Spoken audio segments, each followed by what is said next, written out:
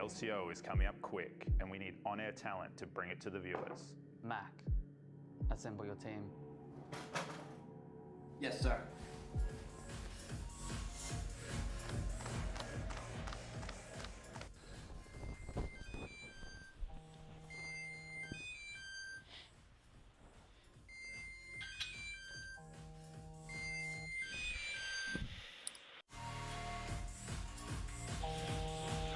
What now?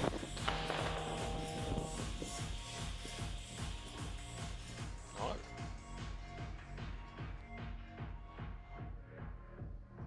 Mac, I have no idea how you got my number, but I'm in.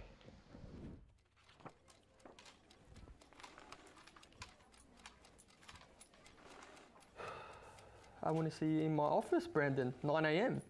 Don't be late, he said.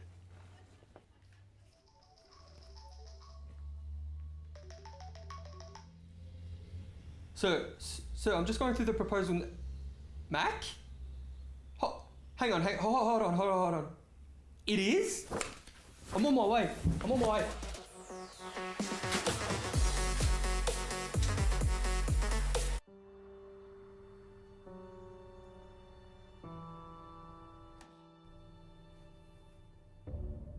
Skimmy, you finally made it.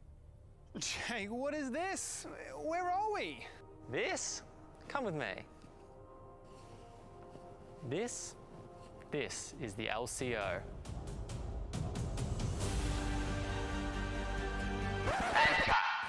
That's a wrap, guys. Thank you very much. Benzetti, get me my coffee. What's going on here? Skimmy, mate. Those tears, felt them right in here. So good, mate. We really needed to get an LCO trailer out. So OS League of Legends really is back? Yes, it is, my friend. And I am getting a band of casters together to cast it as well. Are you in? Yeah, of course. Let's do it. All right, boys, pack her up. Got a rap party to get to. I'm so fed this game, I'm literally not afraid of anyone, all right? On the count of 3, we're going in. 1, oh, Mac! This better be good. Hey, Jordan, buddy, pal.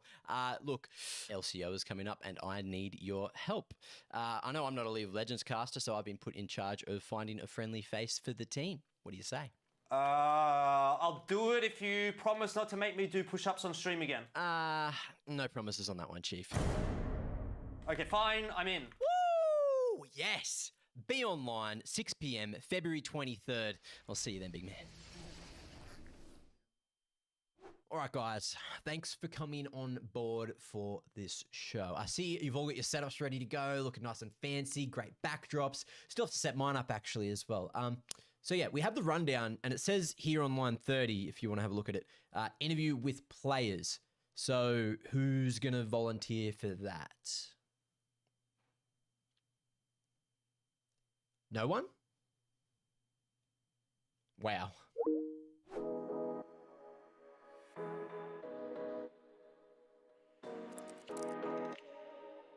Yo, Mac, what's up? What do you mean, needs me? Let's do it. Chat, I've got to go. Hey, everybody. Where's Rusty? Hey guys, can you hear me? Hope so. Can't make it tonight, sorry. Busy at the gym. Got a big superset on, so I'll see you when I can. I know what you're thinking, team. To bring professional League of Legends back to Oceania sounds like a lot of responsibility, and it is. But we all know by now, what comes with great responsibility is great power. And I feel that power in this video call tonight. We have one chance, one opportunity to do this. To do this or do not. There is no try. I see in your eyes the same fear that would take the heart of me, but do not be afraid, as we're gonna stick together because ducks fly together. Let's do this, guys. Wait, Jordan, are you there? Have you frozen? Are you there? Jordan's out. We're going without him. Here we go. Ladies and gentlemen, it's time. It's time for you all to raise your koalas. It's time for OS to be saved. And you better believe it's time for you all to be entertained. This is the LCO.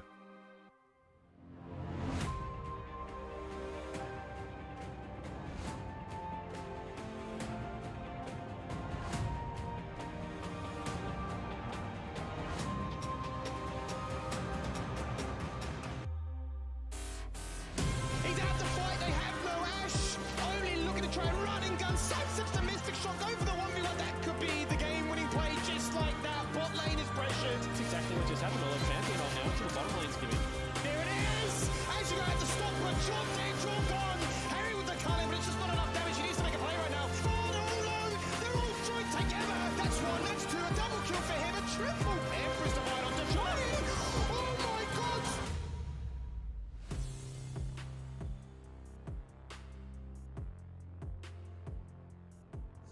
It is time to finally bring League of Legends back to Oceania. Of course, I am MacMate, or just Mac for short. You know, we're friends here, so you can call me Mac. And I'm joined by some familiar faces, Jubes and Skimmy. Boys, how are you feeling now we're finally here with the LCO? Oh, I tell you what, it's good to be back. I thought, going on a bit of a holiday, see the islands. And maybe go to where Skimmy lives. It's been a while, Skimmy, since we've been to your hometown or your village. I'm not sure where you're from, but Look, mate, it's good to be back. it's a place that's living life right now. They're getting it done over there. But, I've moved over here, in with the, or out with the old, in with the new. We're running it back like last year, mate. We're the dynamic duo. Rusty's just too much of a big dog, right? You saw him killing those reps. He'd rather put gains over friendship. That says it all, Mac. I would never put gains over this broadcast, as you can tell. Yeah, well, look, something that we do need to have a look at, which is going to be a bit similar, but still slightly different to the X League from Oceania. We're going to have a look at the structure, look at the format, and we've made a nice little video to explain it all to you guys at home. The League of Legends Circuit Oceania, or LCO, is a new regional competition taking place across OCE. Taking part in the LCO will be 8 teams from the former OPL. Order, Pentanet.gg, The Chiefs, Direwolves, Legacy Esports, Mammoth, Peace and Gravitas. Split 1 of the LCO kicks off on February 23rd with a double round-robin format where those 8 teams face off against each other twice over the course of 5 weeks. Each split has a total prize pool of $30,000. At the conclusion of the regular season on Friday, March 26th, we see the bottom 3 teams eliminated from Split 1. The remaining 5 teams advance through to a double elimination playoffs taking place over 2 weeks, where they will fight for the title of the inaugural LCO champion and earn a coveted spot at the Riot Games mid-season invitational. Tune in to twitch.tv/LCO and follow League Circuit OCE for all the latest news, memes and results from the league. There you have it. So it looks like we've got a relatively similar format, but we've got a prize pool, boys. That's something you haven't seen in a damn long time. Well, a little bit of an extra incentive if you needed it. MSI should be enough, but hey, if you wanted to purchase your latest Balenciaga hoodie, Balenciaga shoes, you know what? Maybe that's not your cup of tea. Maybe we're going to opt in for some Gucci Skimmy. I reckon you've got one for me as well. Yeah, look, mate, Louis Vuitton skin line really made you pop off, right? You felt fresh, you felt expensive, you're getting it done on the wrist. You might not be wearing it for real on yourself, on your person, but, if you're looking clean in game, then, that's what Jubes is all about. Well, look good, feel good, play good. That's why I never played well, but at the end of the day, here we are. That's why I'm a caster now. True, true. Look, we all get burnt at some point, and this is where we retire in front of the camera. And look, let's have a quick chat about the off-season. Look, OPL obviously dissolved. LCO has saved OS. And what is the state of the oceanic scene at the moment? Skimmy, lead away, mate. Well, I think the oceanic scene right now, there was a bit of depression. There was a cloud that went over it, right, when the OPL did dissolve, and people are thinking, well, what does this all mean? We saw many players go overseas that applied to their trade, showcase that they are some of the best that this region has to offer, and we continue to export so many good goods. But new things come around. The LCO is here. New faces, old faces, returning faces, players that will be showcasing what they can do in Juice. A man of culture, you've been looking after a few players in the region as well, mate. Oh, babysitter, if you will, on Summoner's Rift. Sometimes needed to be babysat myself, but, one of those players that we speak highly of, has to be Kisei. Ooh. Right? Of course. Yeah, well, we'll talk about the new players, but before we talk about the new players, we'll talk about the old players, the ones that have left the country and left the league. They've gone overseas to some different leagues. And do you want to have a quick chat about Raze in particular? Yeah, Raze, I mean, over to Immortals, we've got a whole list of OS players here. Katsuri, Rogue, Isles, Tally, just to name a few. Obviously, Fudge on Cloud9 as well, not on that list. You know, we could ramble for days. Genuinely, half the players of OS have gone overseas. Raze is one that sticks out. On a roster, Immortals, doing quite well, working his way into the league. A lot of pundits and people were saying, you know, Immortals doing a little bit better than anticipated, right? You know, they did expect them to be near the bottom, but, you know, they're managing to pinch some games off some very big teams. Some would call it the OS effect, but yeah, we just wanted to highlight Raze, and he's really working his way in and molding, you know, his identity in that league, having some very good games on that Kai'Sa, as we see here. Yeah, I mean, certainly giving the international viewers the taste as to why we called him back home here the perfect player. He's a bit of a robot, right? He's a silent killer. He just gets it done. He's got so much conviction about him, and he showcased that, you know, I do deserve to play at the highest level. And look, he's of course playing with Destiny as well, right? So yeah, that's Destiny. a nice little combination there on the roster. I'll tell you what, we could make an OS super team overseas and potentially see how that goes. Shern's also in the academy, Tally. Just keep going. Just keep going. We'll just keep ticking it off, ticking it off, ticking it off. And, you know, eventually we'll have no one left, but that's fine because that's where Skimmy might get a game. Well, look, you've heard our opinions on this and why Skimmy doesn't get to play professionally. But look, someone we did have a quick interview with earlier in the week is Tally. So let's hear what he had to say about playing overseas. So I'm playing for GGA as a top laner. I was brought in as a leader to be able to like help these guys settle in and be able to play comfortably and not have to like worry about like how to play the game and just completely focus on individual stuff. So I think it's a completely different environment from what I've normally done. I've normally been like a sit back player and like go with the flow. So like stepping into a leadership role is something new for me. So like I'm working on that as hard as I can. And I hope that I can eventually like be able to play my game and also help other people play their game as well. I wouldn't say my highlights aren't so much with League. I think just the infrastructure like step up is insane. I think in OS a lot of the problems that we had were like outside the game and not so much in game. And now that I just have all these resources just presented to me like straight away, as soon as I enter the door, it's crazy. It just makes playing the game extremely easy, and I don't really have to worry about anything. I could just like be a gamer and that's it. I don't have to worry about anything else. I'm based in LA right now, so I'm staying in Culver City, and I live across the road from the office. So every morning I just like wake up and walk across the office, and then would start at 11 and finish at 6, pretty much. The food, I would say, isn't that much better than Australia's. I have been getting baited a lot because I keep ordering avocado on toast, but apparently it's just a completely different thing here. It's not smashed avo, and like that was one of my favorite things to eat for breakfast every day. So I'm very disappointed in that. And also like iced coffee is just ice and coffee. It isn't like a drink. It's completely different here as well. So like I'm still getting used to like all these different like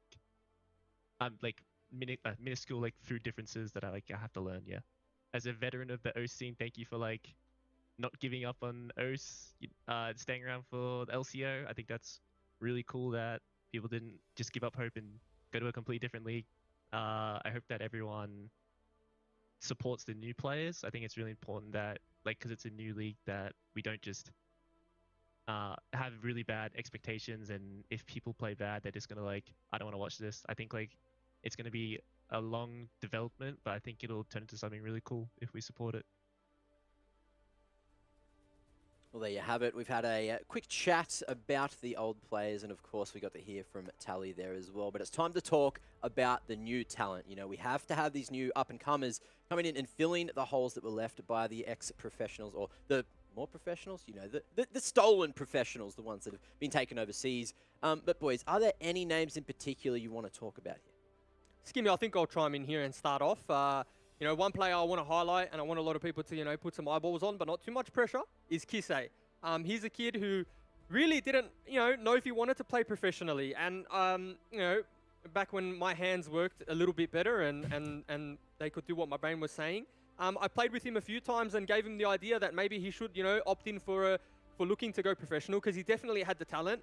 And it's good to see him getting his start on, you know, a prestigious organization, a very good team. And I'm super excited to see what he can do on Summoner's Rift. Young, mechanical, has that flair, going to go for that solo kill, really aggressive. So excited to see that. Yeah, I mean, Kisei speaks for itself, right? He's a new incoming player looking really to showcase what he can do with that sort of rookie season. I'm going to touch on, for myself personally, Halo coming into Peace Gaming. He was a part of that championship-winning roster for Legacy. He got to go to Worlds. He's had a taste of what success is like, right? He's gone to the highest highs, and now he gets to say, well, that is the blueprint for success. That is the road, the journey I need to follow to try and get there. So it was always going to be like a big ask for him to try and dethrone Tally from his spot on that Legacy roster. The squad had built around that identity as an emergency sub. But I think for me, Halo coming into this role, he's got a lot to prove and a starting position to bolster that. And then, the last one, Skimmy, of course, that we want to, highlight on and put a focus on is, in fact, Violet. He is that player where he was given a little bit of time and generally he worked his way into getting a majority of playtime when back on Avant. And I just want to see him have an uninterrupted season, get games under his belt, because, again, he's got the mechanics, he's got the smarts, he's even been coached by some players that are in North America, in the academies and in the LCS. So, he's definitely got the work ethic. It's just whether or not, that translates. So it'd be interesting to see how he progresses and, and how this actual lineup progresses. There you have it. So that is a couple of the players we need to keep our eyes on throughout the LCO. And look, less about players, but more about the teams as well. We've got a couple of contenders that you guys have at least told me that you think are going to be the standout teams in the lineups here. And they are Peace, Pentanet, and Direwolf. So please tell me why you think Peace is going to be one of the standout performers. Yeah, well, I mean, Peace, I look at the roster, right? And I think, they have experience pretty much everywhere. What was, Paprise is now API. He's a multi-role challenger level player, played support, played mid lane. Now he's, trying his chance in the top lane. Lisa, probably the most experienced of the bunch, going to be able to, have that flair. He's got those kind of, champions in which he'll be able to solo carry a game. Halo obviously needs no introduction, was with Legacy, went to MSI or Worlds with them as well. Violet and Aladoric, probably the scariest 2v2 in the LCO, right? They've been, working tirelessly together in the off-season, building up that synergy.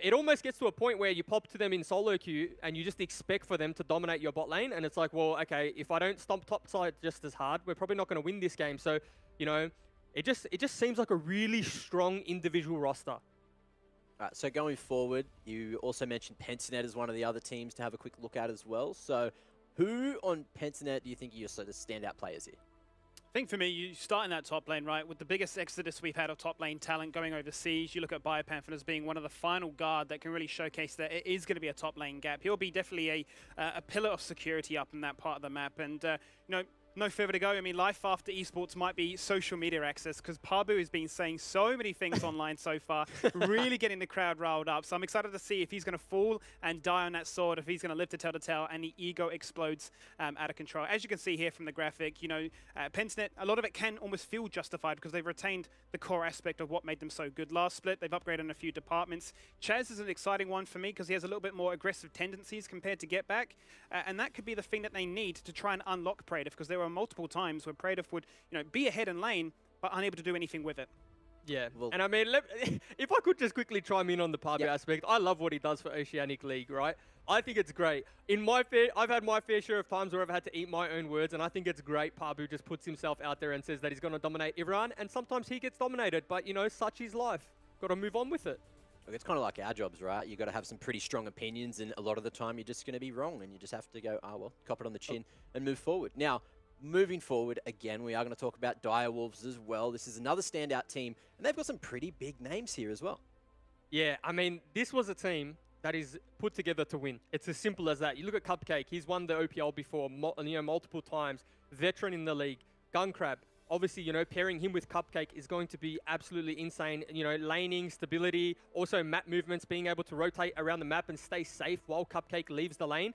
Claire, question marks, moving from mid lane to top lane. How's he going to fare when he versus, some of the best tops in the league? But if you just take into account his mechanical skill and what he's shown us over the years, he'll be able to adapt, and laning will be no problem. And then Only and Shock. I mean, jungle mid 2v2, you'd have to argue probably the strongest in the league, right?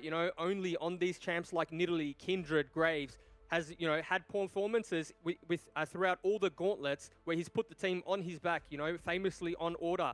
And then you look at Shock, TikTok Shock has the pocket pick Zillion, really good at those control majors, is able to just 10 CS per minute mid lane and give his team a real late game avenue to play through. So it's going to be interesting to see how these teams, formulate their dynamic and, whether or not they're able to set up an identity very early, because a lot of the time you see teams, they just don't have an identity. We'll just draft what works. We'll draft to win lane. But a lot of these teams, they've been around for so long that they may even start week one with an identity, whether that's carry, jungler, and support mid lane. And maybe Shock will be on the Galio, but time will tell. Well, I really hope we get to see a bit of TikTok Shock sometime love during TikTok the Shock. split. So we'll see But it it's if not we the get app. there. It's not the app I'm talking about. It was TikTok Shock on the Zillion, but times have changed since then, and there's new applications, and we have to move with it. It is not the application. We're not a bit of yet, Jubes, mate. We can still claim in that middle ground, yeah? Yeah, middle ground. Well, okay, so it's not the application. He's talking about Zillion.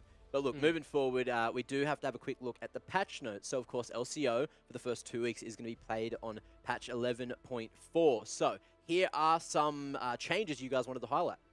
Yeah, I mean, for me, 11.4, you look at the first one there in Samira, a champion that just bust into the meta, insanely OP, right? You talk about the power creep with these new champions that continue to be pumped out here by Riot, and this champion literally just does it all. It feels like you're reading a short story when you try and go through all the skills and passives of this one. So it was a change that was necessary, a change that had to come through. I do wonder, though, how much this will, drop it down the pecking order. We've already seen the after effects on the live servers and solo queue with her win rate and pick rate go down considerably as a result. But in terms of pro play, we've seen the kind of treatment happen before in the past, especially for Aphelios, and it took repeated attempts before that champion was finally taken out of the equation. If there's one role too that would let us know their champion's underpowered or needs a buff, it's 80 carries for sure. And, as a jungler myself, I don't care. 80 carries, they definitely complain the most. So we'll just put that one out there real quick. Moving on to Renekton and Camille, obviously not big nerfs, but they have been staples of top lane for a very long time. And if you look at ban rate as well as pick rates, it'll be interesting to keep our eyes on these nerfs and just see if they influence matchups slightly or, if they don't influence at all. Because, I'm expecting to see a lot of Renekton and Camille this week, especially because they have been staples, if you will. Big one I wanted to touch on, Skimmy, is the jungle camp experience as well as gold. I see a lot of people complaining on social media as well about jungle being OP. And so we have to keep our eyes on, does this transition, jungle meta away from those heavy kind of carry-esque junglers that rely on levels and gold and scale it back to, things like Skarner that we're starting to see more and more and traditional kind of, tank role-playing kind of position. Because, at the moment, obviously we're seeing the likes of Nidalee, Graves, Lilia, you name it, it does a lot of damage and it has a lot of utility for the team. Whether or not these kind of slow down those champions being picked and picked early, time will tell. But, keep your eye on it. Each week goes by, buffs and changes happen and potentially impacts the meta in a bigger way than we know. Well, there you have it. So that's going to be all the patch notes. And, of course, those jungle changes probably not going to affect me as a bronze jungler. I'm too terrible for them to really change how many times I lose this game. But look, going forward, we do have another segment to introduce here. It is from the fans. So it's going to be a segment where you guys at home, you can take some photos, show us exactly what you've got working for I don't know, things you're working on, and you can look at LCO on Twitter. You can send it in Twitch chat if you want. I don't know if anyone's going to see it. I'll have a quick geeze if you need it. But also follow us, on LCO on Twitch, on YouTube, on Facebook, and Instagram to keep up with everything that's going on. But look, from the fans, you guys make content. You drop it and at LCO on Twitter, and we'll bring it on the show and we'll rate it. I think I heard, Mac, actually, that Juve said if you can make better content than him, he'll drop you a follow. I don't know if that's still true, but I know that, Juve's a bit of a content connoisseur himself, so, you got to try and one-up him.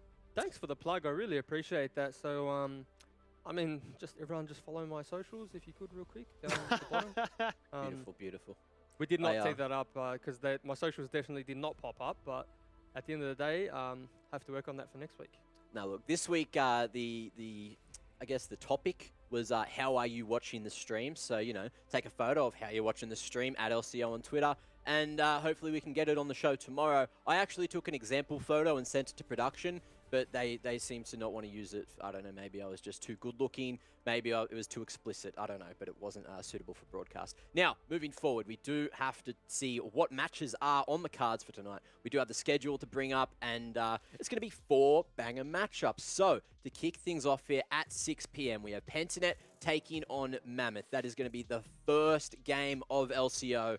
And it's going to be the best one too, at least until the second game comes up at 7 p.m, which is the El Clasico. The Chiefs taking on Legacy. It is going to be a scorcher, as we do finally get to see how both these teams go head-to-head with the new rosters. Now, 8 p.m, you've got Order and Gravitas going head-to-head as well, so it's going to be interesting to see what those lineups bring to the table. And then to round things off for the night at 9 p.m, we get to see Peace finally playing their first game in League as an org, so that's going to be interesting. Up against Direwolves of all teams. And Direwolves, we highlighted them as one of the teams to watch. So let's see what Peace can do up against them.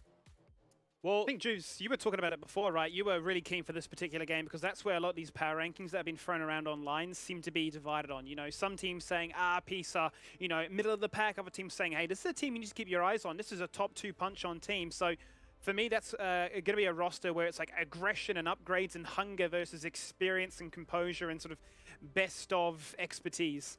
Well, like I said to you before, Skimmy, go get Fire Extinguisher because that one's going to be an absolute barn burner, if I'm being completely honest, right? You know, we're going to have to, you know, get the Fire Marshals ready because that one is going to set a fire, you know, on the interwebs, I think. But, no, you know what? Seriously, some of the best players in their role in terms of individual talent. And we keep talking about individual talent in these top 3 teams. And for me, it's going to come down to how they you know, work together. Jungle and support is such an important role when you get into a competitive game. You know, your AD carry needs to be left on an island, sometimes needs to be left alone, so they can link up, get stuff done on the other side of the map, can test the Rift Herald very, very early on. And there is enough experience in these quote-unquote top 3 teams, or at least the prediction of top 3 teams, to be able to, you know, have that happen. And I'm super excited to see it. I really can't wait for, you know, all of these games because I think there's enough talent to see some good things and see some things where, you know, we compare it to overseas and we think, wow, you know, wasn't expecting that.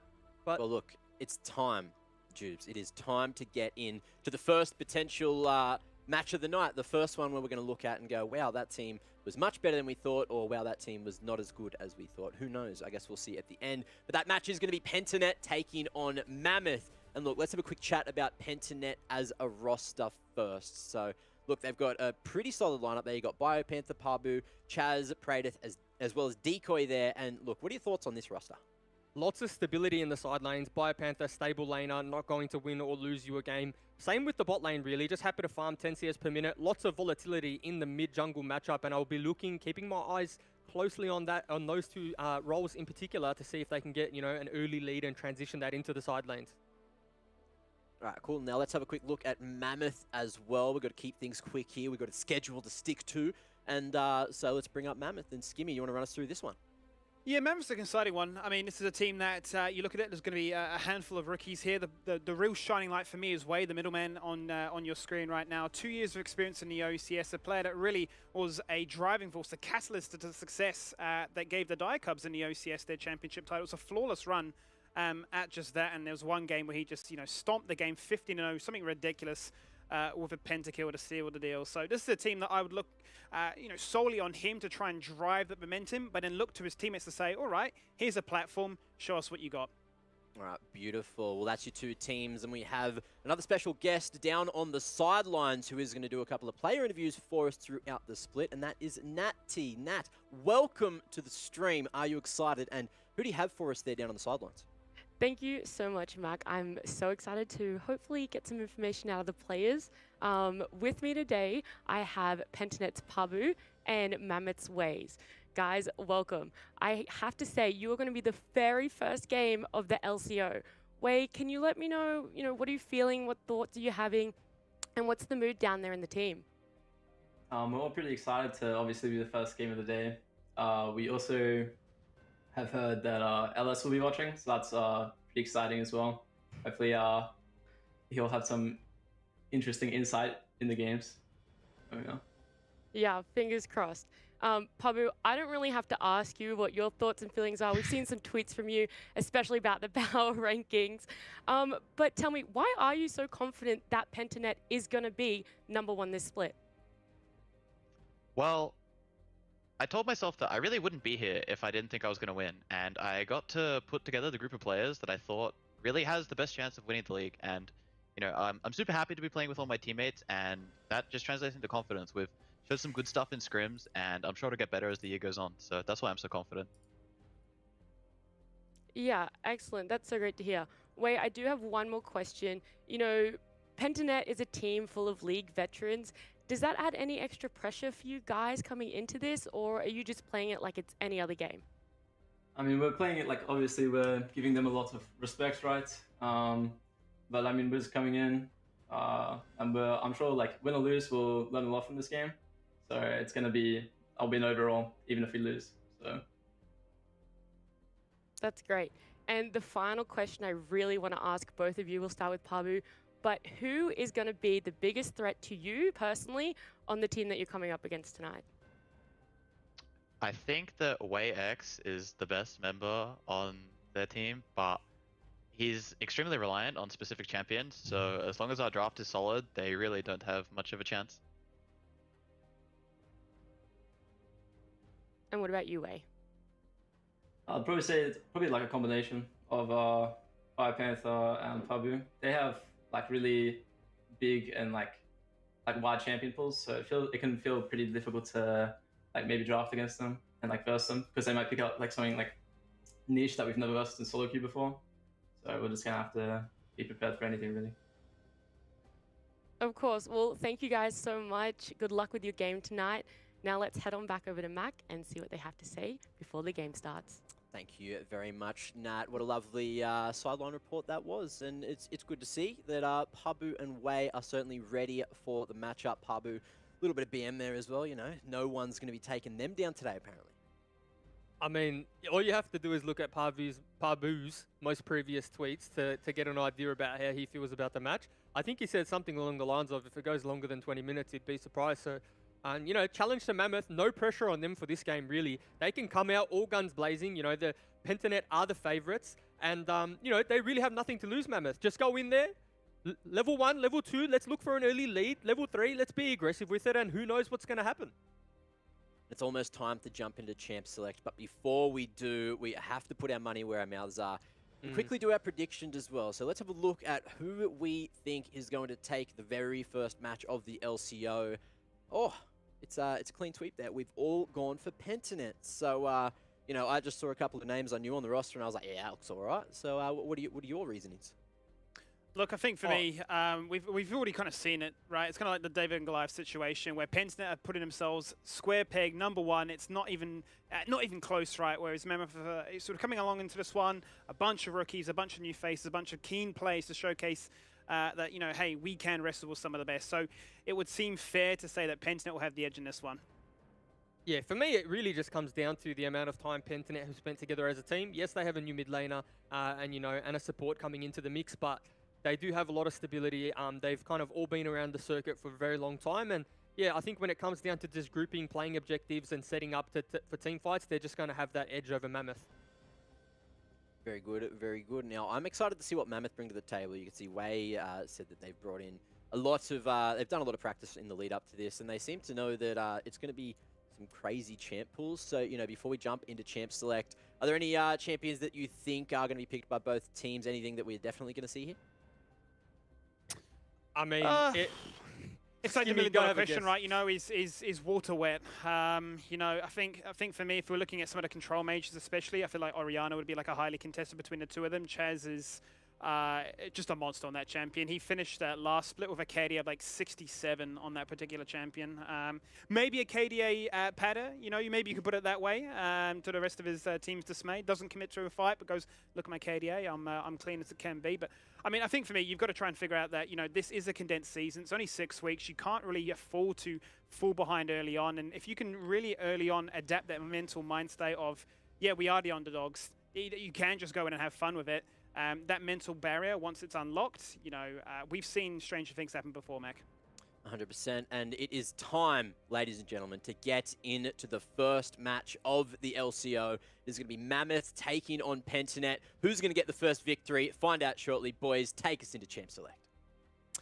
Thank you very much there, Mac. Here we go. LCO finally kicking off here, Jubes. It's been a very long time coming, but we are finally here with some action. Patch 11.4, that means Viego is enabled, and he is going to be the first pick right out of the gates. Yeah, insta-locked, no messing about. Pabu is definitely the type of player that would have that one ready for week one. You know, we had to expect that one. You know, maybe goes into the jungle, maybe goes somewhere else. We'll have to see. First pick, Orianna. Something that we're used to seeing, you know, globally at the very least. Seems like that stable mid laner that you need to play if you have to blind it. You know, has the range, is able to just farm safely. And when it comes to team fights, you know, got to be aware of that ball. I'll have the next one locked in, Skimmy.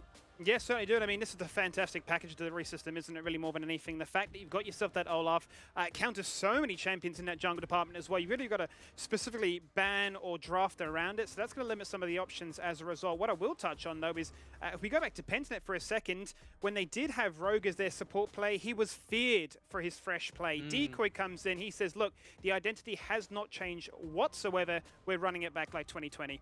Look, Decoy historically, though, isn't the traditional Thresh player. It actually did take him some time to, you know, build his confidence up, build himself up into the league to a point in which he was comfortable just locking in that Thresh. And what a statement to make to just, like, blind picking Thresh, you know. With many, you know, support options open, just no fear. You know, they've paired that with the Aphelios, so something that we are seeing globally too is Aphelios, is Thresh being partnered in that bot lane because they, you know, it does have quite, you know, a little bit of a strong lane, so Mammoth reacting with that Nautilus, again, much of a much is really naught for Thresh, no big deal. Into the bans here though, Syndra being banned away, definitely a good ban because Syndra can, you know, be a little bit of a bully early on into the Orianna when Orianna is just trying to ramp up, trying to get to her items. So, you know, smart ban, especially when Chaz is so proficient on those control mages. Yeah, I mean, it's a classic matchup, right? We've seen it time and time again. There comes the Echo as well, another pick that he is renowned for. And this is sort of the Chaz influence more than anything, right, Jubes, is that he is more tending to play the assassins, want to be aggressive, force those rotations, go for the crabs, go for the neutrals, and make things happen on the map. So I'm excited to see that's being banned away. Obviously, the research has been done, but it now comes into that final ban, which will be Irelia. Yeah, a little bit of a target ban here, going up at Nectar. He definitely has quite a few Irelia games under his belt, and, you know, whilst it's something that he would have to, you know, while it's something that's, you know, not traditionally seen in the top lane, it's just something that I don't want to deal with. Most of BioPanther's champion pool revolves around picking a tank and things like that, and it can become quite volatile if you do die early on. So I think just minimizing risk, if you will. A little bit of respect put on Nectar. Well, the respect, nonetheless, it's come on through. That will be the Ornn. The last pick there, Jubes. Yeah, funnily enough, Irelia was like old school, and I'm talking like last season, when people picked Ornn, you would pick Irelia, or like vice versa. Irelia would be like really good into the Ornn matchup. Of course, the Ornn would outscale and give ornaments to the rest of the team, and there was definitely uses for Ornn. But in terms of like the isolation, the 1v1, the side lane, you know, it got to a point where Irelia could really take over the map. And so I think that's just a little bit of respect, but also smart from Pentanet. I think they, coming into this match, they knew they were going to opt in for the Ornn or a tank top lane matchup. You know, BioPanther historically does, you know, make his way playing those types of champions, even, you know, picking up the Mundo. So, you know, definitely a very Pentanet-esque comp, right? 5v5, lots of go buttons, lots of R buttons, you know, and also lots of scaling, you know. You're very happy if you hit 10 CS per minute in almost all of these roles. And I think that's the biggest question mark of all, right, Juves, is historically speaking, when Pentanet made their debut in 2020, they were known as the team that liked to play the late game scaling. They wanted to just, you know, chill out, sacrifice objectives if not necessary, wait for those big moments, and they had those big moments. You think about Pabu on the set, taking in a, you know, special delivery of a Scion, splash damage, get back on Kassadin, gets the pen to kill, the crowd goes wild. So I'm really, really curious to see, is that identity still the same? Yes, Ornn is one of those champions that wants to wait until those later stages of the game, but have they found a twist on things? Have they optimized or refined what made them so successful before? And hear me out, Skimmy. You know, I actually don't mind Mammoth's composition because when you look at it, right, and I was talking to Spawn about this a long time ago, Malphite is the ultimate skill check champion, right? In the sense that once he gets level 6, once he groups into the mid game, starts to fight around those neutral objectives, those dragons and those barons, it's just a skill check. Are you able to A, see if the Malphite's on the flank, and B, are you able to flash his ult? Because if you flash his ult, 9 times out of 10, you're probably going to win that team fight, right? You get to disengage. Malphite's quite useless at times when he doesn't have that ultimate. And then, the shockwave might whiff as well to top that off. But if you aren't able to flash, if you aren't able to see where that's coming, that's just a big wombo combo one team fight. Obviously, if we're talking gold's neutral when we come out of laning phase. So, that composition, R-button compositions, when you're a new team, a new roster, fresh blood coming into the league, sometimes they're your best friend because all it does is take an ultimate check, what are the timers, when can we go, and then you just pull the trigger. Well, the trigger has been well and truly pulled here now, Juves. It's game number 1, LCO, a brand new year, a brand new chance, and a chance to showcase what you are all about. You're stuck around in the region, and now you want to gun for gold. A chance to go to MSI, that's what they're playing for, Juves. 6 weeks of competition. There is not much time to stutter and stumble. You've really got to hit the ground running here. Yeah, you definitely do, and, multiple games in multiple weeks at times, so, just to even get started with a little bit of confidence is going to be key here, You win one match, then you start to think, oh, it's possible. Win your second, win your third. All of a sudden, 3-match win streak, and you really do feel untouchable. So it'd be good for both Pentanet and Mammoth to get off to a really strong start here. Like I said, both drafts definitely have their their moments to shine, if you will. Flash time is going to be key here. A little bit of a late invade. I like this. When you have the Olaf, there's not much that's stronger than you in the game, level 1, and this is also well read from Pentanet, dropping the ward down, Pabu starting the blue, being safe, knowing that level 1's not his strongest point. Now we'll see if they split map, Skimmy. That is the question, as they have gone and taken that red buff. Where will Pabu go as a response? He's been known to try and drive the meta and make things happen, especially when Kha'Zix came, especially in the likes of the LEC, tried to make it happen here in OPL, and it didn't really work for him there. So LCO, a new chance, a new region. A new region, a new dawn, I suppose is the word we're looking for there. Essentially feels like a new region with so many new faces as a little level 1 trade goes across, and well, that is the power of a Nautilus passive. Well, that's the pot burnt from Praedyth already, so, that's a little bit bigger than it makes it out to be, You look at that lane, you think no summons were burnt, no kill threat really, but one pot down, they're going to get level 2 first, so they need to respect it, and they are. I was going to say what focus on those lanes. Yeah, no, go away. I was going to say I really wanted this Olaf to actually map split because you have such a volatile bot lane and you have 2 tanks top lane. Now Pabu's pathing towards his bot lane and they can actually look for a gank because they, maybe they do know, well, they do know now that the Olaf has crossed and he's no longer in the bot side of the map, and we're in dangerous territory here for Mammoth. Pabu, very gank heavy jungler. Watch for the flash play. That's what we're looking for right now. They're biding their time. Decoy flashing in, takes 2 with him. Looking to try and pop as many summoners as possible. Ignite goes out. Heal already used. Damage connects. The snipe from afar. And Philios. First blood comes across. And the hook! That's going to be a double kill, surely. It's written in the stars. It's a kill for the jungle. It's a kill for the ADC. And it's all things lighting up for Pentanet. Little bit of inexperience there coming through from Mammoth. They could have map split, had the wave bounce back to them, and potentially given Olaf the opportunity to set up for a gank. Instead, Pabu kind of cut his losses, decided he was going to get 3 buff, then went for the gank, and what a high-value gank it was, starting the match 2-0.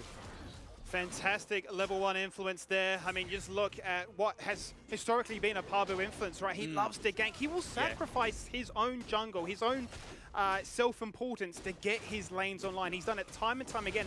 And I'll touch back to what we did during the pre-show there, Juves, about these jungle changes. What would we see? Would the meta evolve? Would it change the result? It's same old Pabu. A few months divide us. It doesn't matter, though. Well, that's why I was a little bit scared seeing him lock in Viego, because I thought, locking in this champion, you do need resources and you do need a little bit of gold to remain relevant. And traditionally, what we've seen from him is just, like you said, sack yourself, just play for, the ganks. Who cares about if you're getting out-tempoed, out-farmed, and out-leveled? But, obviously getting the kill, getting the assist makes up for a few camps that you've missed out on. Certainly does. And one that I'd be very happy about that one is that man Praedyth. He's played a Philios so many times before. It's his most played, without a doubt. Even with all the nerfs that came his way, he still managed to say, this is 200 years worth of experience. He'll be very happy with that one. Hasn't gone for the shop just yet. Got the wave in a very favorable situation, looking to deny as much XP as possible and put them in a bit of a vulnerable situation for the potential repeat gank. Yeah, keep your eye on Buggy. This wave is slow pushing towards the side of Mammoth. That pink ward is going to be spot, Olaf a little bit too late. Decoy has no flash. Hook lands. Might be a kill here, Skimmy. Certainly does. Here they come. Looking to try and do whatever they can. Buggy on the flank. Looking to try and do that damage. The Ignite's gone out, but it's just not going to be enough. The turnaround hook. Could they get a double buff? It's not in tower range. That's what they were after. But no win here today. You could argue that Buggy maybe could have walked, sideways, picked up his axe, thrown another one at Decoy to pick up the kill, but the aftershock keeping him alive there. Well played from Decoy. Obviously, that pink ward was the game changer. They knew that Olaf was there, so that damage, though, gives them enough priority to be able to pick up this dragon. So, whilst their bot lane has been the one to die 2 times, picking up that first dragon is extremely nice because, Olaf is that early game jungler where you really want to get that soul win condition, and you hope for Buggy's sake and Mammoth's sake it isn't that Cloud Drake, but good start here nevertheless. Yeah, that was the curse of last year, wasn't it? Every single game of Cloud Soul, you feel so punished, especially when you've had such a solid early game to be given a buff. Which, I mean, to its credit, movement speed is fantastic. Rotations are always welcomed, but gank on the mid lane. Not always the nicest. That's going to be the pulls. The Pabu gank special. Having disconnected one of the players, you hope to not hear be the story. But Jibs, look, I mean, this is the perfect position right now for Pentanet. 5 minutes into this game, already up near 1,300 gold. Yeah, and I can't really see the state of top lane in terms of the wave because obviously, the tank portraits are just a little bit too big. I know they're not bigger, but bit of a CS differential. So BioPanther doing extremely well to just, incrementally get that advantage and kind of get that lead on his own, right? No jungler has really popped his head into the top side of the map. You have to think maybe a little bit of nerves from Nectar, missing some CS that he shouldn't. Yep. But we've seen this before, haven't we? When teams are saying, look, we don't want to go for necessarily the skill or the counter pick matchup. We just want to go for the wombo combo, bread and butter. It doesn't matter if I'm 0 and 10. The ultimate, the unstoppable force will always find value. Damage or not, the CC effect is what you're really driving for. Here's a replay as to how this all started off right there with the gank, and a beautiful flash play to start things off, Juves. Yeah, and he held the hook, right? A lot of players, what they do is they flash flay, get excited, think they're about to make a mad life moment, throw the hook instantly, and it just gets flashed. What Decoy did there extremely well was hold that hook, wait for them to burn summoners. It's just a mind game, right? What are you going to do? And held the hook until it was basically unmissable. And Decoy, impressing me with the thresh so far, that's for sure.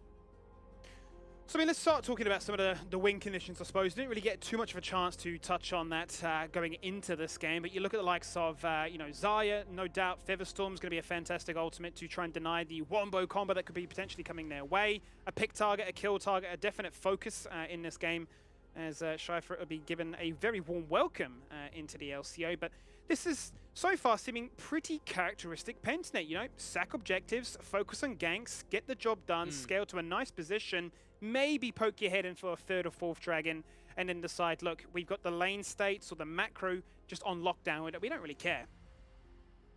Yeah, and I mean, we have to look at game state and think, both teams still have win conditions, right? It is just 2-0. It's not the end of the world, but it's definitely not what the start you'd want, especially with rookies, You think about the first play you make in a League of Legends match.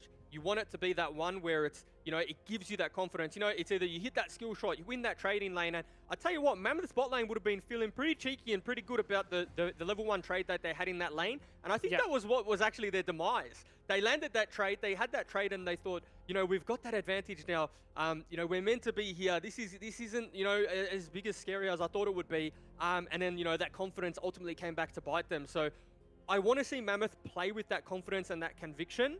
They still have that dragon. They still have, the dragon win condition that they can continue to stack up on.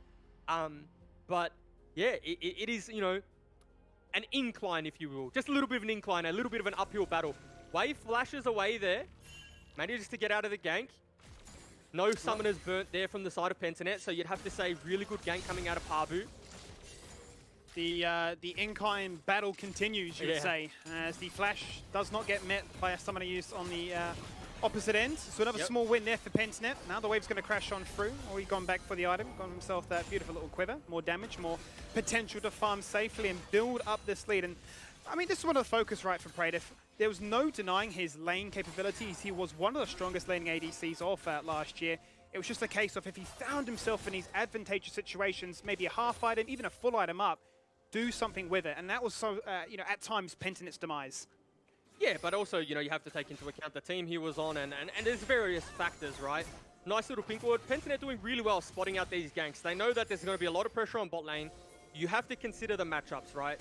Top lane is a real stale tank matchup. I might hold that thought because it does look like Pabu's looking for a gank in the mid lane again. Burnt the Orianna's flash. Olaf walking up river. He knows it's an area of execution right now. Decoy's read this one like a book. He's gone for the hook, he's gone for the flash, he's gone for the play. He takes you with him, but Buggy gets out. Buggy survives, he's got the boys on backup duties. And now it's a free-man collapse in mid. Nice collapse there from the Mammoth bot lane, you know, saving their jungler there. But again, really well read from Decoy, really well read from Pabu. And this is what happens when you start to have control of bot lane, start to have control of the mid lane matchup. You lose control in the river, and these are the most important parts of the game, right? You know, both dot pushers. You like to have pinks in those to make sure that there's nothing that can, no monkey business from the junglers, if you will. When, you know, at that point, Mammoth not having the priority, not having the vision, just walking through there and having to burn their jungler's flash. And again, this is what we're seeing. Priority in the top lane, coming down to collect or help Pabu collect that crab. And it's just so far so good. Really well played from Pentanet. And you can sort of really understand the idea or the identity that they're trying to form here right now, as in, you know, Biopemp is doing a fantastic job. He's up by 20 CS, he's a scaling champion, and he's that far ahead at the same time. Top lane is controlled. They've got the crab, they've got the vision, they've got the idea of what they can play around. But, you know, we start to look at, especially in that mid lane, because Wei won't have that flash, and because Chaz has now picked up a Dark Seal, potentially an area that they're going to continue to abuse, run that up, and sort of, you know, welcome Chaz into this roster for his first stage game. Yeah, and because, you know, because we've cleared out, or we know they've cleared out topside vision, Biopanther is going to feel confident, except for now, cast the curse, but he was going to feel confident going out of vision, walking mid lane, and throwing an Ornol, right? And, you know, no flash Orianna, probably as good as dead. You know, there's a bit of a questionable Rift Herald to start. Olaf walks away, blue handoff. But so yeah, what I was saying was I wouldn't be surprised if Biopanther's next ultimate is mid lane. And the next time he gets priority on that top wave, walk there, throw an ultimate, see what you can do, and see if we can get a kill onto the Victor, onto Chaz, and, you know, start to get those, you know, items and upgrades. Yeah, the timing could be tight, but it could definitely pay off and be one of mere frustration. But we might not have to wait long. It comes on out. There's the combo. The shockwave can't even be used. The animation came out, but cancelled as soon as he fell to the floor. No flash. No chance to survive. Yeah, Shockwave probably doesn't do much there anyway, so it is what it is. Good repeat gank there from Pabu. You can see how he likes to play the game. Hang on a minute, all in the top lane.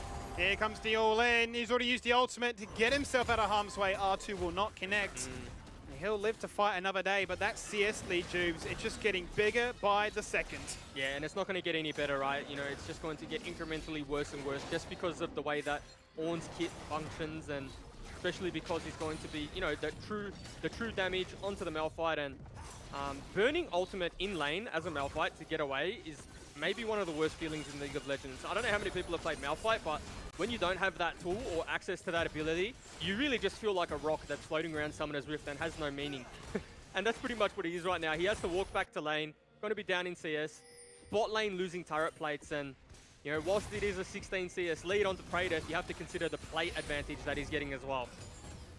And he definitely got a lot there with the remnants of that Chakram weapon. Was able to shred through so many of those turrets. 10 minutes into this one, and they find themselves up in a very comfortable position. Up by 3k. Next dragon soon to spawn. It's going to be a mountain one. The cross-map play of a Malphite TP is not too far away. And that might be Mammoth's goal in mind, is to fight and really gain themselves the upper hand with a solid advantage. And this is what Biopanther, again, historically has always done for his team.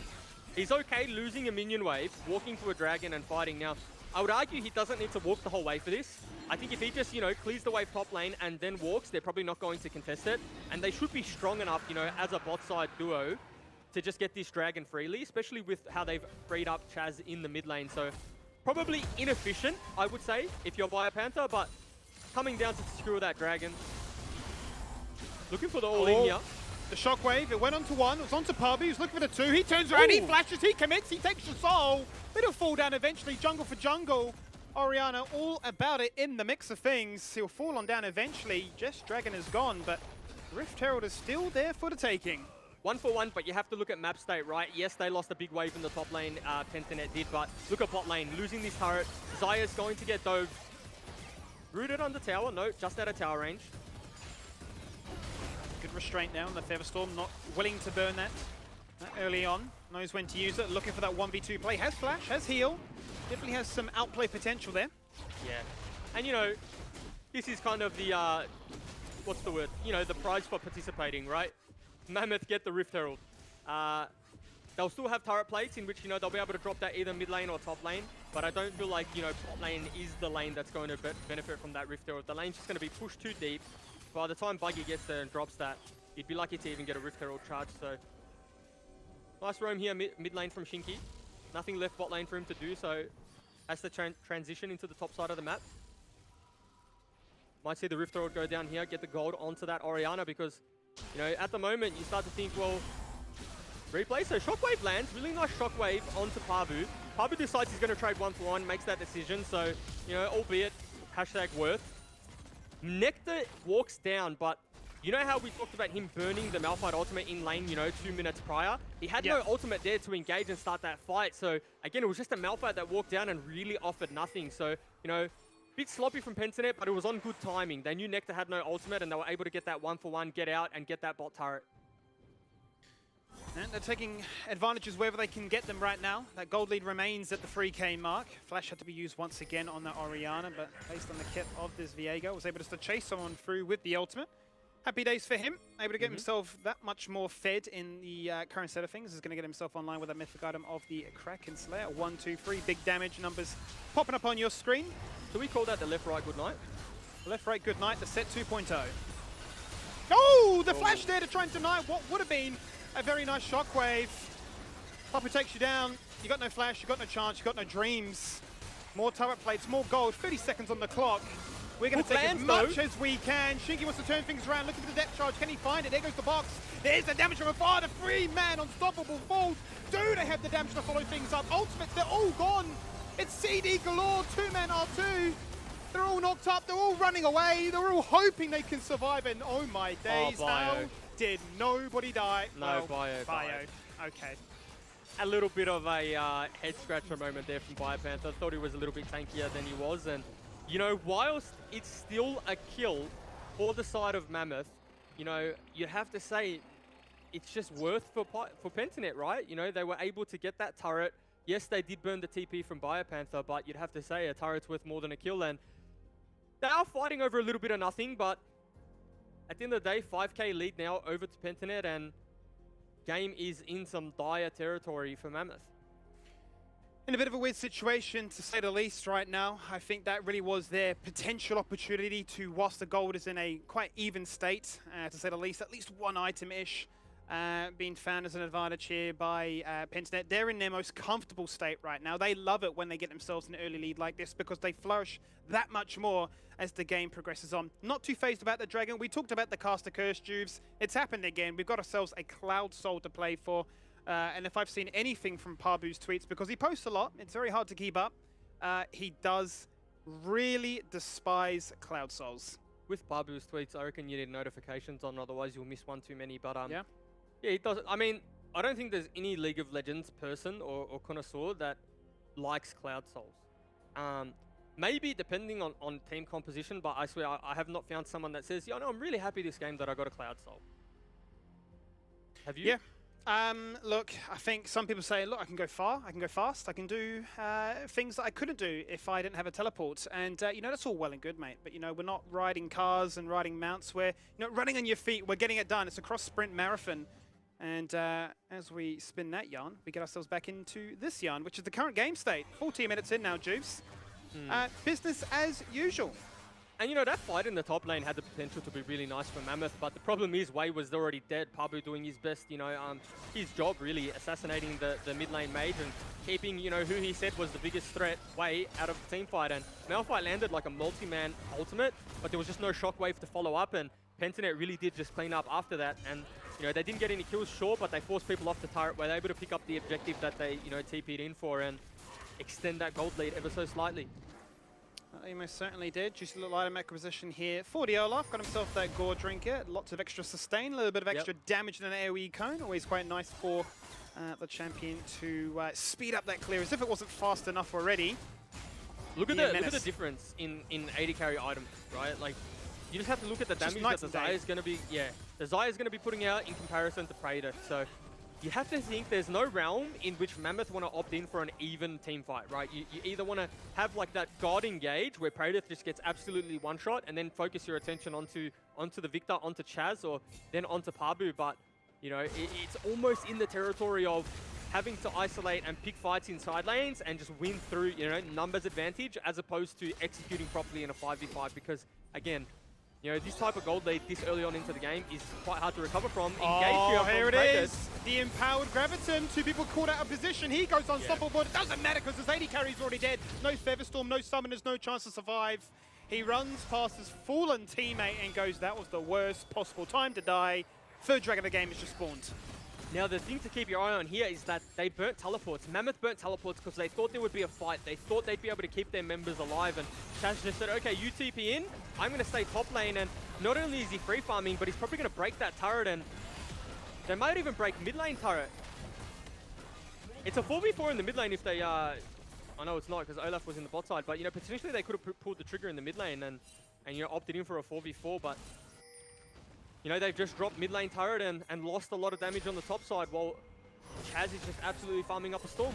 And this is frustrating. It hurts to see, right, when you're the opposition, knowing that you're just getting cross-map split plays. On the Pabu. But maybe this is the chance. Can they get rid of the jungler? They can. It is the Olaf that picks it up. Buggy finding himself a nice little pick. They had to do something, really, more than anything. Biopanther flashes on out, and what was such a meticulous, well-crafted, well-orchestrated play from Pentanet, maybe just bit a little bit more than they could chew.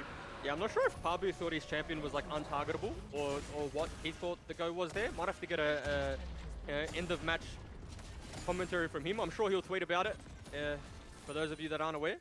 So make sure we follow that one up with Pabu. Does like a little bit of cheeky dance. What was he doing there?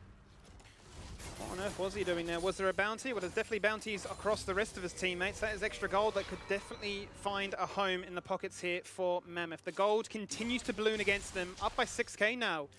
Pentanet, as we break it down on a per champion basis, and well, I mean, it speaks for itself, really. The biggest benefactor right now from the very initial gank, Praetor for Philios, having a field day here. Yeah. And I mean, like, you look at the Olaf, right, not doing too poorly, has the gold in his pocket, still down slightly, of course, but you start to think, okay, is he the way that we can, you know, wrangle our way back into this game? But Buggy is just going to have such a tough time being a level down on Praetor, running into that back line and doing any meaningful or relevant damage. Again, it's going to take one of those engages. Hook lands. Is he going over? No, he's not. No, Ragnarok will be held. He's got the patience. He's got the confidence. Securing his decision there. Not going to go for anything too wild and wacky just yet. But the question is, you've been spotted! You're just taken out. The jungle just doesn't belong to you, ward or not. No flash, no chance, no nothing. You have to wonder what he was doing there too, right? There's no objective. There's no minion wave, there's no buff, there's nothing. So to be standing there is just, you know, questionable behavior. Put it down to maybe first game nerves or never really been in this position, right? Trying to find a way to get back into the game. Unfortunately, at times you've just got to catch waves. And the way that you get back into the game is waiting for the opposition to make a mistake. That top wave was coming in, he could have eaten that. But now that's just gone to waste. So it's not only a death, but it's also, you know, farm loss for him as well. He's a Hook farm nearly loss. lands as well. Decoy's just throwing hooks for a laugh now. Look at it. He's so confident in his ability to roam the map. The presence they have right now, they can do whatever they like. They're going to bust open mid lane. There's only a turret remaining before that inhibitor goes on down. The flash forward, they're trying to do something miraculous here. They have to, but Shinky, he's just going to get solo killed here by Chaz. They take him out. R2 comes across the call of the Forge Gods, knock them up, take them down, bring them to the Janitors, and say, welcome to the LCO. This is the reason we've rated you this slowly in our power rankings, because we are the team that said we would win this in 20 minutes flat. And well, Juves, they're on track to do so. They might actually do it. They have Shelly helping out here. Going to get that big turret charge. That one goes down, still alive. Can they do sub 20? Pabu, oh my goodness. Skimmy, are they going to do it? Are we getting a dancing Shelly? We are indeed. Game one before 20 minutes. 1930. Stop the watch, stop the clock, stop it all. Welcome to the LCO.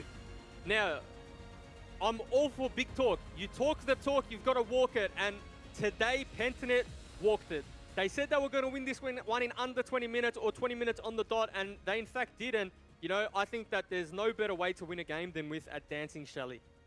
A dancing Shelly. It's what we're feeling right now. Jubilation, because League of Legends is back in Oceania. It is such a good time to see what people can do, players can find, and, well, what egos really do surmount to be. Mac, I mean, you were watching that game alongside us. What did you make of the carnage of what was the first game here? I was making sure that the dog was okay. And then I hear you guys yelling, and I was like, "Is that over already?" So, you know, what was it, 20 minutes or under 20 minutes or almost? Jesus, all right. Well, there you have it. So Pabu wasn't lying on Twitter at least, but yeah, from what I did catch, you know, that early double kill, that was pretty nuts as well, and it looked like the momentum was just rode from there. So, you know. I love that analysis. That was just nuts, man. Well, you want to do some? Have a crack. Nah, I like your analysis, I'm saying. My dog's biting my fingers. No, It's really hurt. that's what I love about this segment. I'm watching it. Your dog's just chomping away. It doesn't need bones, got fingers instead. Exactly. You know, it's the only thing. It turned my computer off before, so hopefully it doesn't Anyway, turn my computer off again. I'll cut you off there, Mac, because this is kind of the start of the, you know, the fall. Level 3, picking up the double kill in the bot lane, and you know, Pabu had no business getting that gank off. They knew where he was, and then this just transitions into a 1-for-1 in the mid lane. But you know, you have to say it was also a lot of minion waves lost, and this was just after the dragon pickup. Little 1-for-1 there, but this one's huge for me, right? Pabu picks up the kill, and Oriana's down. Now, they no longer have access to that big wombo combo team fight we were talking that Mammoth has. Now, keep your eye on Nectar here. Really nice hook lands onto Praetor, and you think, okay, this is a little bit of a team fight. They're in for a shot here. Malphite lands the 3-man ultimate, but there's no shockwave. There is no shockwave, so you know, Pabu doing a really good job executing that wave before this team fight even starts, and no one ends up dying here. So it's a really good disengage from Mammoth, but... And then we got one here that's just the engage from Praetor, you know, feeling confident, followed up by the rest of his team, and really just wiping the floor here, Skimmy. Yeah, and I suppose that really is the demise of running what is a wombo combo comp, right? You need all those puzzle pieces to come together at the right time, and I think that last play before summarized it pretty much perfectly. Without the shockwave, what is the comp? Doesn't matter how far behind you are. There's always going to be CC, there's always going to be potential, but the pieces of that jigsaw just were not coming together. And this is just checkmate here, you know, 19 minutes in, you're just losing a team fight down mid lane, and you know, that's just really what a gold lead looks like. And when you play the early game extremely well, that's what that looks like. You're able to accrue these gold leads, get a 9 to 10k gold lead at 20 minutes. And once you drop Shelly down, you have to decide, are we going to stay? Are we going to fight? Are we going to give up the inhibitor? Because, you know, I'd argue at that point, they're going to struggle to clear super minions, as well as like whatever else comes into their base. So, you know, a little bit too early to be dropping those inhibs. Took the fight, lost, well played from Pentanet. Head up for Mammoth. They've got to focus on what's next. Well, that's it. It was just the experience that really took it over the line at the end of the day, knowing exactly how to play power spikes correctly. I did get to catch the end of the game quickly there on the stream too. So, yeah, very well played by Pentanet. And look, things went exactly as we expected. So, you know, moving forward, we I think do we have an interview ready? Is that coming up shortly? I think we do. Should be bringing Nat to you in shortly. It's I'm getting a bit flustered because I can't feel my thumb at the moment. It's been gnawed off. He just wants to be on the show, mate. It's interesting. Anyway, so this is Pico, everyone. Welcome. She got to be on the first LCO broadcast. Are you happy? Are you happy? No, you're not really happy, are you? You just want my thumb. Crazy. Nah, well, you know, I'm sure if she could talk, she'd have some some good, insightful analysis on that game. Of course. Maybe she would have liked the Nasus in the top lane, but hey, that's a different, you know, that's a different story. Oh, it's cut to me, but you know, one thing. I was going to go on a tangent about Nasus and the dog, but you know, nah. So again, what do we take down from this really? Like it's kind of what we expected, right? We looked at the lanes of Pentanet, and just through isolation and being kind of, you know, what we call like the superior laners and having players with that mechanical prowess, they were able to accrue leads. Like we looked at top side and we saw, you know, there's a 20-30 CS lead just el natural. Yeah. You know. Keeping it natty, and there was just no influence. And you know, yeah, you think tank versus tank, not that big of a deal, but I don't know about you. I don't want to be giving Ornn a significant lead that early into a game, because when it does come down to it, we're never going to kill him. And you know, tanks at level 10, level 11, level 12 just do a significant amount of damage. I think, Jules, really for me, the question was going to be, with it being such a condensed schedule, what will be the mental state of these teams coming into, you know, what will be their game plan, their strategy? Will they be looking to try and retain as many little tweaks and ideas and save it all for those best of series later on, come 6 weeks in? Or would they be going, right, you know, we're going to diverse everybody anyway. We feel, we can justify that we're better than everyone. So we're just going to showcase full force, go hard in the paint at it, and just crush you in 20 minutes like we saw there. So I suppose the performance spoke for itself, right? It gave us the answer that we're after. And if that's the sort of way teams are coming into this one, then this is going to be a blind over circuit. Yeah, that's crazy. You know, that was the fastest match rather, that we've seen so far in the LCO. So it's actually a pretty good pace to set, you know, 20 minutes. Let's see if anyone else can beat that throughout the season. we could look at it in another way. That was actually the longest game we've had in LCO history. That was such a barn burner, right? That was such a slobber knocker, backwards and forwards, that it was the longest game we've had. It was. And, you know, it was also the best game and the worst game we've had at the same time. So pretty crazy, and it's a good way to start things here for the LCO. So was there anything that sort of caught you guys by surprise in terms of the Champ Select, or was it all sort of just, you know, stock standard there? I think if you were a man who knew the players beforehand and you looked at the Pentanet roster, you know, it's pretty standard across the board. I did not expect Pabu to actually lock in Diego. I thought, you know what, he's going to let that one slide. He's more of a, you know, for all jokes and aside, Pabu is kind of known as, you know, the 1v1 king, 1v1 faker, you know, this and that. But I see him as a tank player. I know he's got hands and he's got mechanics, but I just see him as a straight Dr. Mundo, Skarner set, lock in, do the job for your team. So it was actually a breath of fresh air, refreshing to see him on a champion that does damage, that can carry a game, and that needs to, you know, path correctly and have gold to then influence the match, because he can't play that champion sack and then be successful. He was able to find the lead, get the resources he needed, and time again, pick up the kills onto way. So again, yeah, pretty standard draft besides that one curveball. Skimmy, what about the Mammoth draft?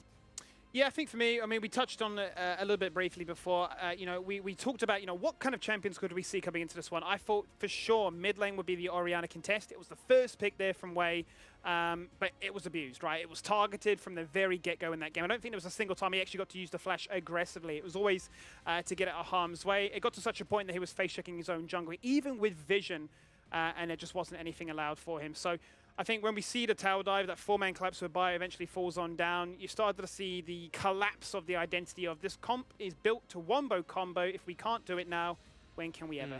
But you would have to argue too, right? When you pick Orianna, you usually pair Orianna with like a strong jungler or something that can at least cover Orianna, because yeah, Ori's like all well and good, safe, can farm, but you also don't want her to get run over, because if she gets run over, that's what kind of happens, what we saw in that game.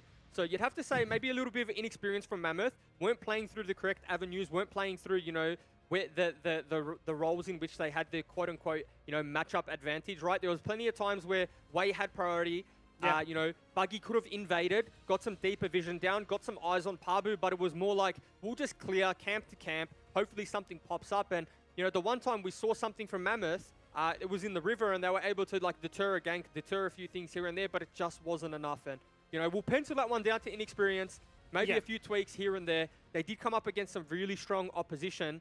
But in terms of drafts, it worked for them. They just need to be able to get out of lane to execute that team fight, you know. Few percentages here and there, maybe a different ball game. Maybe, you know, the Wei's still alive in top lane, Shockwave comes through, and we're talking, all of a sudden, we're talking, you know, oh, okay, they get the Rift Herald, they get a turret, 2-3k gold swing. So, you know, not all doom and gloom, but just Pentanet a little bit too good. Well, there you go. So I need to go bandage up my fingers, and I think it's time to go to a break while we get the player interview ready. So ladies and gents, don't go too far. There's much more action coming up very shortly.